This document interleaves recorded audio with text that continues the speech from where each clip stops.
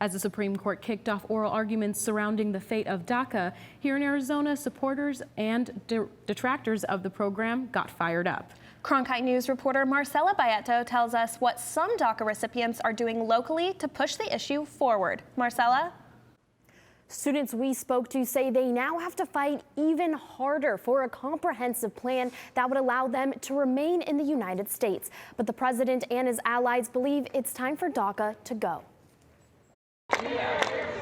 Chants of support echoed through the Hayden lawn on ASU's Tempe campus just a few hours after the Supreme Court started hearing oral arguments that could decide the fate of the DACA program. He was undocumented. Luis Zambrano attended the rally. His immigrant status still a sensitive topic for the ASU student. This isn't something I can talk about. That something is Zambrano's lack of citizenship status, his family bringing him from Mexico to the U.S. when he was just 1 year old. I have this strenuous protection that keeps me safer than most undocumented folks, but it's still one of those things where I really wish I was born here. Tuesday's rally was organized by Undocumented Students for Education Equity, a student-led group that supports DACA. Stephanie Robles says the program is only a stepping stone and that a longer-lasting solution is needed. There definitely needs to be change that incorporates the larger community and something that's more inclusive and permanent and has a pathway to citizenship.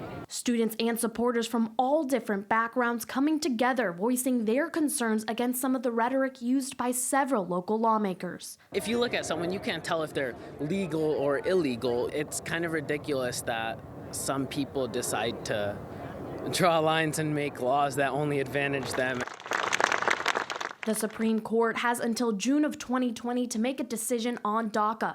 It's a contentious issue dividing communities and lawmakers across party lines. Republican Arizona State Representative Paul Gosar responding to Cronkite News' request for comment on the issue, sending this statement. The DACA program is nothing more than a Trojan horse to give amnesty to nearly 750,000 illegal immigrants. The president tweeting out this morning that almost 54,000 DACA recipients have arrest records, citing a Fox News host as a source.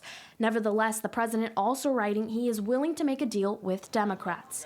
Welcome Luis to share a bit of his story. Back in Tempe, Zambrano says he sees himself as much more than just a political ploy or statistic. We are people. We're not figures. We're not tools for any kind of side to use. We have hopes. We have fears. We have dreams. And if DACA goes away, many futures are going to be upended. And honestly, I don't know what I'm going to do. The Supreme Court ruling is likely to come down in June at the height of the 2020 presidential election. Currently, there are about 700,000 immigrants with DACA who can be impacted. In the broadcast center, Marcella Baietto, Cronkite News.